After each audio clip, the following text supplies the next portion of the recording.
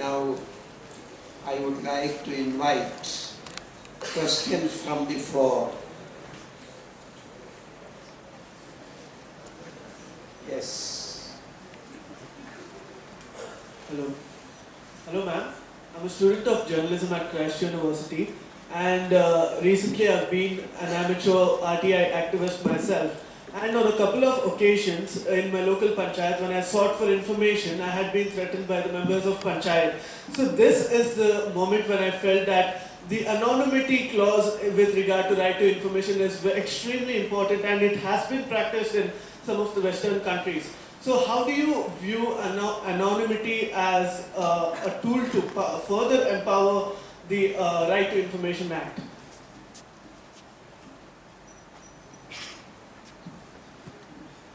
Actually, this was debated for many hours when we were drafting the law. But the anonymity clause also gives away the seriousness of an issue. It also depends. You should must have a face, say face of a citizen, because this information has to be used subsequently and used authentically within a socio-political economic situation. How would you use it if it was anonymous? How would and where would it go? Ultimately, we felt the more important thing is to fight for the security of the person who asks for information, for the safety of that person, rather than fight for anonymity. I don't want to hide behind something to ask for what is my rightful information. So why the panchayat should behave rather than me become anonymous. This is the same argument we use for women. When they say women should cover their face because men sexually assault women, we say change the man. Why should we cover our faces? This is a big debate in northern India where women cover their faces. So I would say that it is the duty of the authority to understand that it's obliged to give it to us. And that's why now the Whistleblowers Act in Parliament are going to be at the end of it all asking for support. It's not been passed, it's being diluted, we are fighting for it. We need public citizen support for the whistleblowers law to become a reality in this country. So I would suggest that we protect the information seeker, and that the information seeker becomes part of a group in the village, in the panchayat, wherever. Rather than say, I'm so frightened of you that I will become anonymous, I say, who the hell are you? You will get the information, I will come, and with my face, my name, my identity, I'll demand it as a citizen of this country. It's my sovereignty. I only put you there because I've put you there for 5 years. It's my sovereignty you're using, and you will deliver.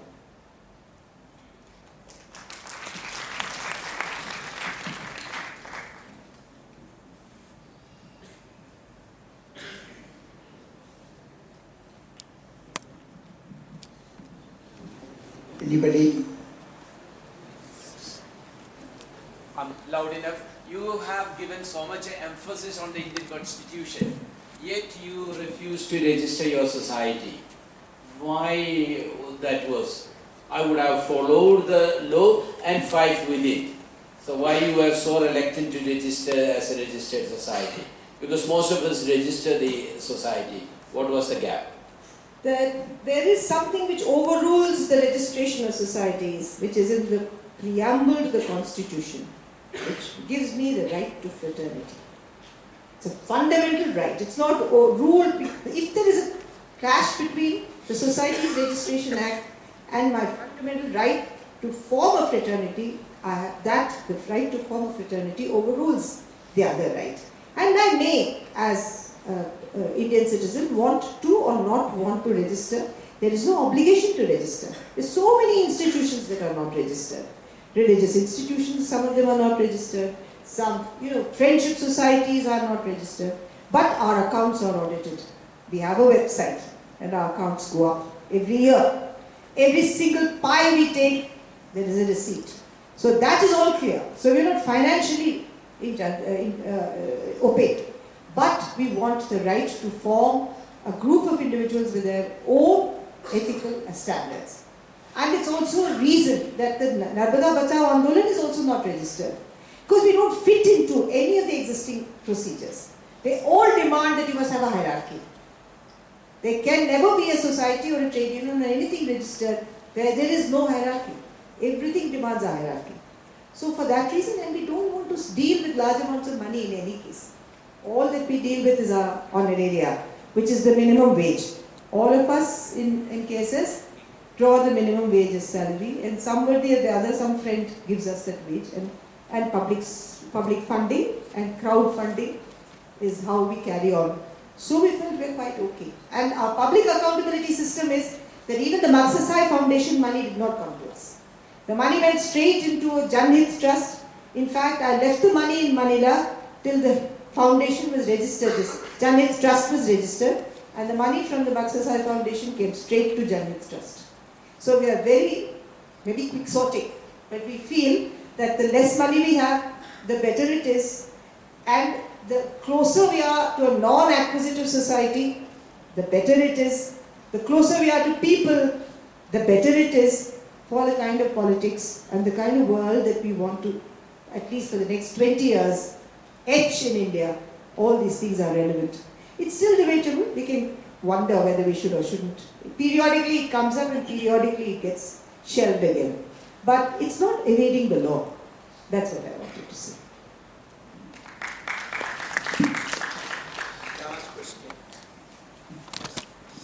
Zindabad Nanuji.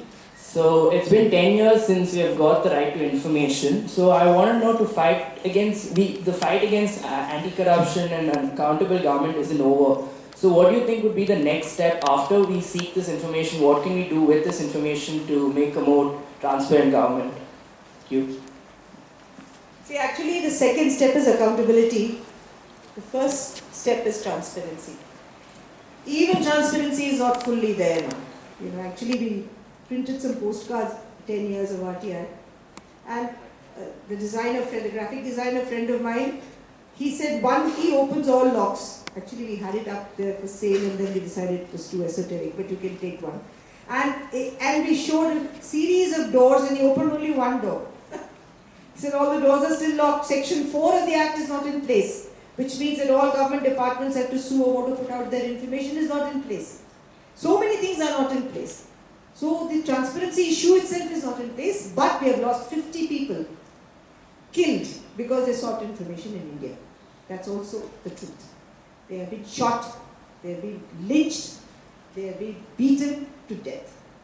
Many.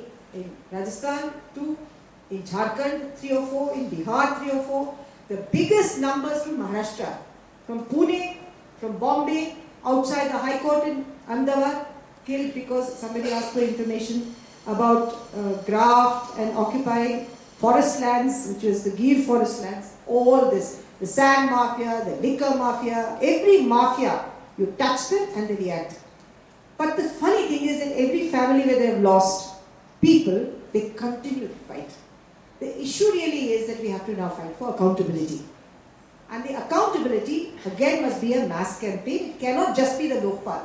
The problem with the Lokpal campaign was that it shrunk only into this massive Lokpal debate.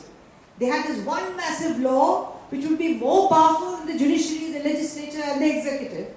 And if you know anything about governance and you study, you are all lawyers, many of you, you have to have check and balance. That's why the accountant cannot be the auditor. And all these things have seasoned wisdom in them. As an ex-bureaucrat also I know that if you handle the cash, you cannot audit. Because then you will be the thief and you will be the judge. So how can that ever happen? So the argument against that Lokpal was that it will become so powerful, who will then monitor the Lokpal? So the question was that you break it up into many laws. So we suggested many laws. We will deal with it in the next 2 days. I'll talk a little more about it. But the real battle now is accountability. And because of the understanding that has now come into the system, the government is becoming more and more opaque. So we'll have to reopen the transparency battle. We'll have to reopen the other battles. And I don't know how many of you know that one order of the Delhi Central Information Commission that all political parties must come under the Act really gave trouble to everybody. They went off and they huddled together and they said, Parliament will amend the law. We stopped the Parliament from amending the law because we sent 10 lakh signatures to the Prime Minister, to every member of Parliament and all that. But we have to keep fighting to keep the law today. So there are many battles afoot, and accountability is indeed a very important battle. I think we can come down. Please. Ma'am, as you already mentioned about the RT activist being killed and Hello. Ma'am, as you have already mentioned about the RTI activists being killed and harassed, I read this article of yours and Nikhil Desai which was published by Indian Express, where you mentioned the RTI has been India's most powerful weapon of the week, right?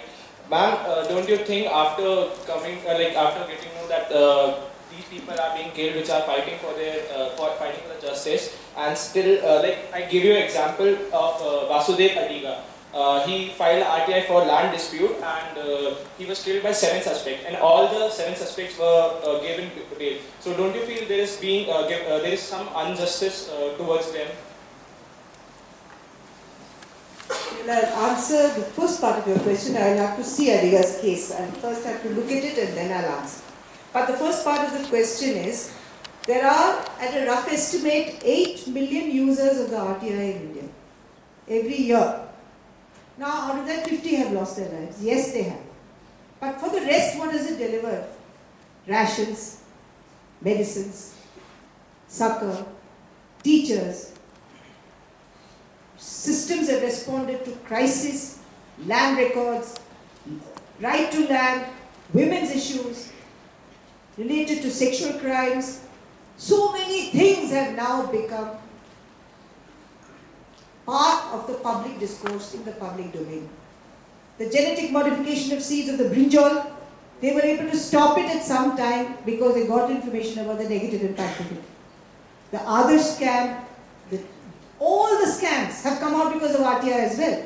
So one will have to look at the pros and cons. And so when you see the 8 million users and the poor getting their rations, today if I go anywhere and I file an RTI, my ration will be delivered to me the next day rather than let me file the RTI. They say, don't file the RTI, we'll deliver the ration. Don't file the RTI, we'll give you the medicines. So the RTI has become a nerve center of fear for people who misuse the system. The police, they're scared of it. Everybody's scared of it. In fact, to such an extent that Harsh Mandar was another IS officer who's also resigned after 20 years. When Harsh Mandar and I both worked for the Right to Information Law together at very many points of time, Harsh went to the National Institute of Administration, the Lal Bahadur Shastri Academy of Administration, and he was told, you and Aruna have betrayed the service because you brought in the RTI law. So Harsh said, and how have we done that? He said, you've taken away all our power because our power has to be shared with people. So one must look at the larger picture, but what you say is right. The loss of life can never be condoned, and for that we'll have to now seek remedies. And one of the important things in that, which we keep telling people and which we are fighting for apart from the whistleblowers law, is that it should be a group of people asking for the information, so it gives you protection. And the second thing is, we must now fight that the information which is being denied to that person and that person is being killed should be put out on the net. And all that information must be publicly available to everybody. So that blackmailers and killers understand that if they do that, the information will have a much wider spread than just giving it to one person who asks you for information.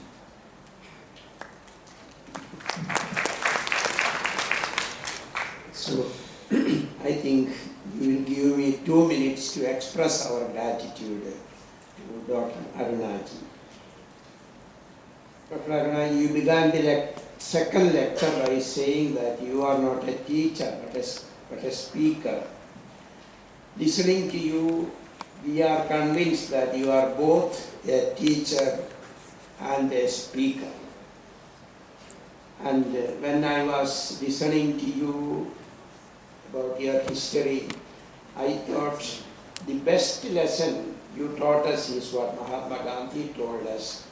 My life is my message.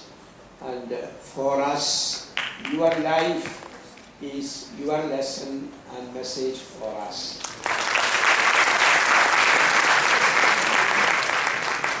All of us know that IAS people are the most privileged people of not only British India but independent India also.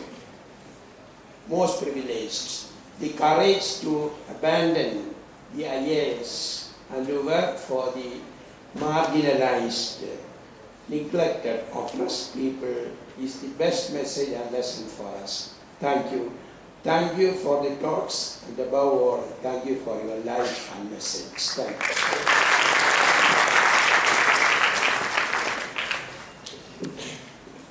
So well friends, here we conclude today's sessions, and we sincerely thank and appreciate Armaji for having enlightened us by the sharing of her own life experience in the public square and the philosophical and existential insights that she has brought to our conscious mind.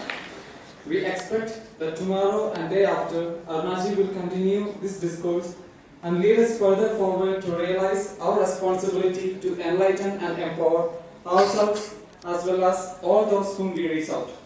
May I also thank Father Alex Hanipara for having efficiently facilitated the first two lectures. Thanking everyone and hoping to see you in the same place at the same time tomorrow. Me, Jerry, signing off. Thank you.